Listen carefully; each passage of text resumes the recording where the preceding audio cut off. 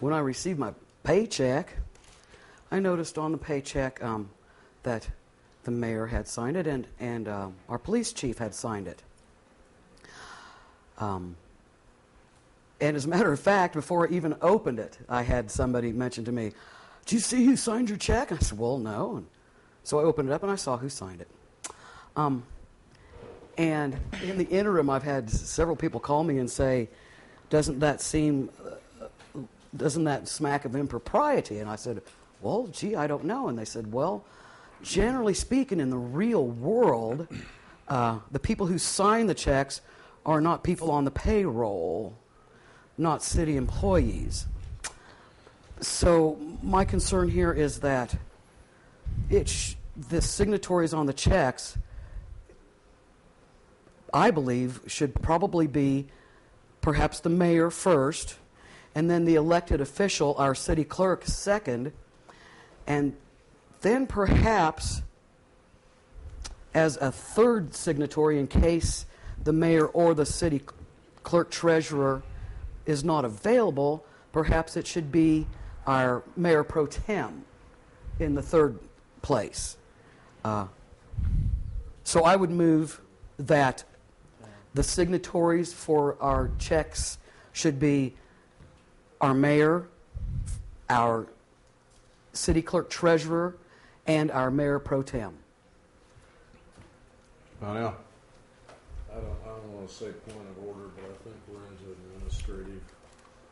Oh, I understand where that's coming from, and I think that the other part of that issue is covered by my addition to that with who's on the list of surety bonds for the city of Eureka Springs and what amounts. And it doesn't make any difference who the mayor authorizes to sign checks. It could be the janitor and Nathan. balance. Mr. Schoen's opinion is that the city councils certainly have the right to designate who signs the checks. And he had a number of Attorney General opinions that supported his opinion. Any further discussion?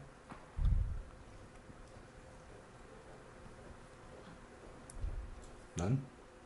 Okay, so your motion is to change it to To the mayor, the pro tem, and to the clerk. city clerk treasurer. City clerk treasurer? Pro tem in the absence. Okay. Can, Well, Mr. DeVito. it's been customary, and I think she signed all of our checks, the finance director. Well, I'd put her fourth then, perhaps. Uh, But then again, she's an employee. I would make an amendment to that order to rearrange the deck chairs that it be the mayor and the finance director, and that's been traditionally running around looking for everybody else is going to be a problem. Maybe put the city clerk third, mayor pro tem fourth, but Yvonne's been signing our checks all along, so I don't see any reason to change that. Mayor pro tem fourth. So that's my amended, if I can get a second. Is there a second? A second for second discussion. All right. Motion made and seconded. Discuss. I'd just like to know if the signed paycheck that she got is legal. Was he already on the approved signatory for signing checks? Okay, thank you. Ms. Balance? Actually, in the hierarchy of governmental structure, the city clerk treasurer actually has precedence over the finance director, so that's why I would prefer to have the city clerk treasurer second in line after the mayor and another elected official after that.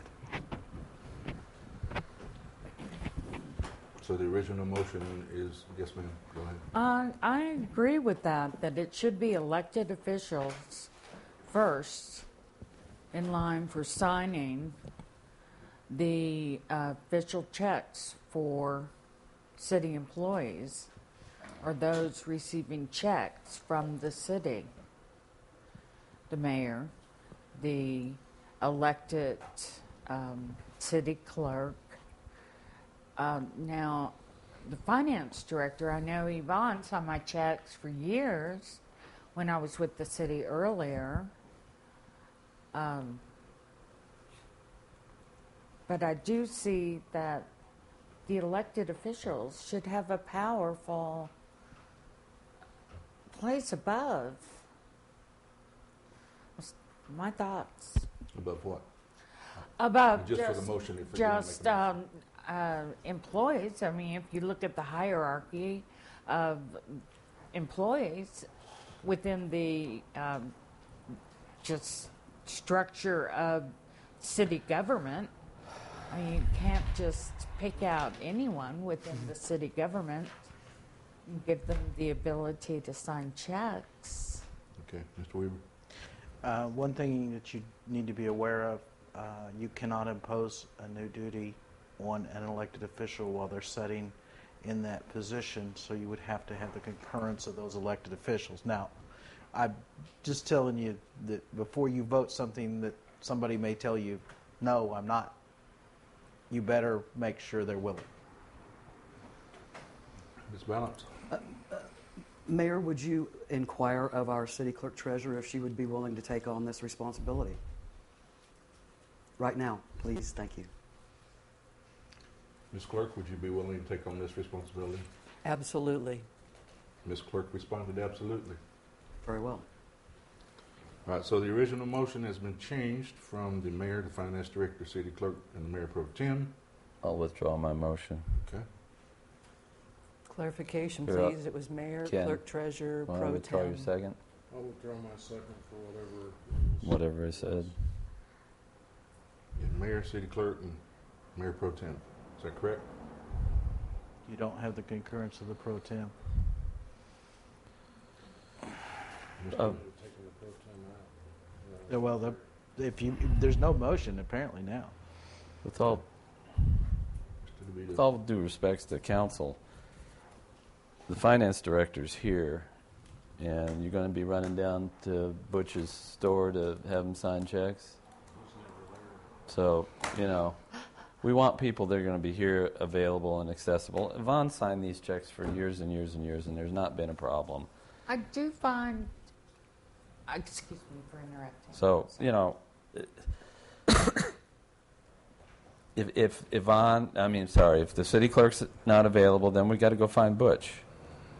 And we can't stop city business because Butch and Lynn have gone on vacation, or Butch is, the finance director's right here, and I've not had any problem all these years of doing it. So I think you need to think a little bit further down the road on making the mayor pro tem one of the signatories.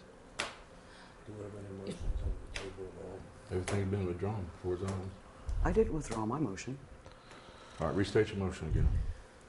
I move to make the signatories of the city checking account the mayor, the city clerk treasurer, if he wishes to do it, Mr. Berry, or the mayor pro tem, and then the finance director. In that order. Okay, so we're adding the finance director again. Okay.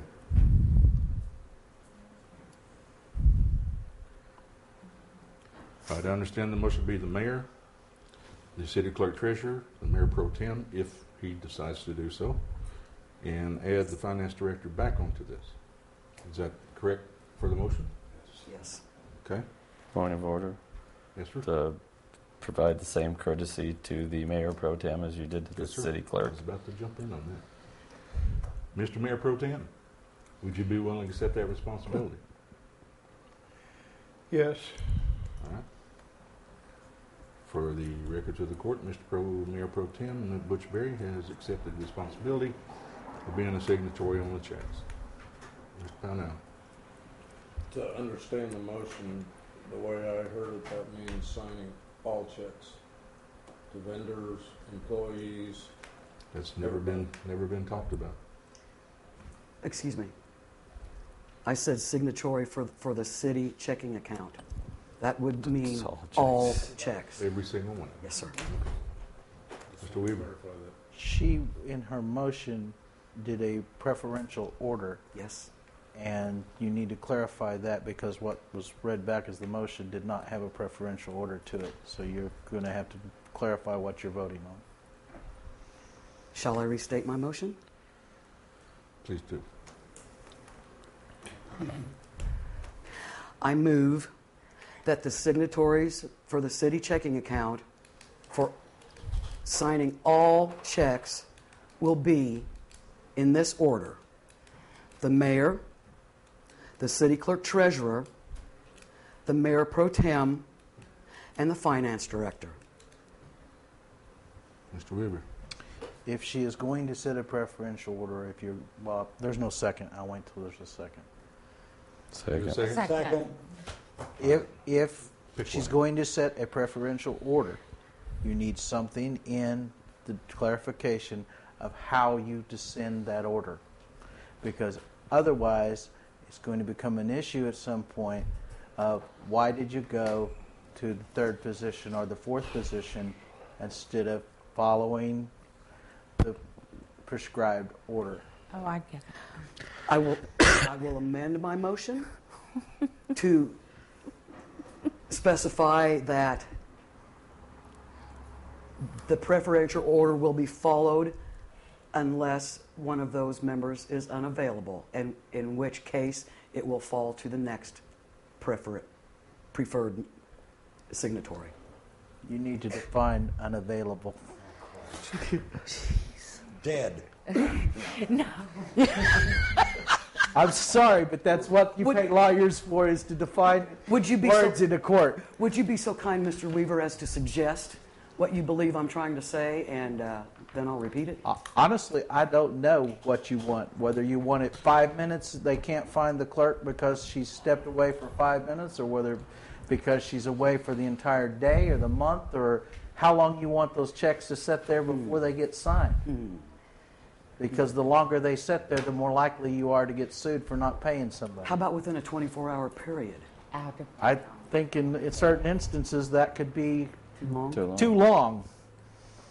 What would you There- suggest? There's times I have checks done on different days. I don't think you need a preferential order, but that would be a personal opinion. That's not a legal opinion. All right. I'll withdraw my motion and start over again. Go ahead. Right after Mr. Ponell gets done talking. He's going to make a motion. Mr. Connell. Are we making an assumption that we're only talking 2 signatories on all city checks? Because the way I heard the motion the first time, there would have been 4 signatures required. And I know it's late, but are we working under the assumption of 2 signatures? She made the motion. What is the requirement? 2. What is the requirement? I just want somebody else to tell me. Yes, it's I've been here since 8 o'clock this morning. you'll see. That's okay. The auditor's recommendation is 2 signatures on a check. Pardon? The auditor's recommendation is 2 signatures on a check. So that's clarified. Mr. Berry. Has the auditor ever said anything about who should sign the checks? Actually, I probably should not be signing checks because I reconcile the bank accounts, Right? Amen. to be quite honest. What was that? I said amen. So I don't care. I just hope that somebody's here to sign them when we need them signed. And we have checks coming out every Friday. And there are times that we have checks going out any other time of the week. So y'all have at it. All right. I have one Mr. more. Berry. Yeah, I guess I'm real curious about the motive on this. We've done this. I mean, I understand exactly what Yvonne's talking about she shouldn't be signing it, although she has.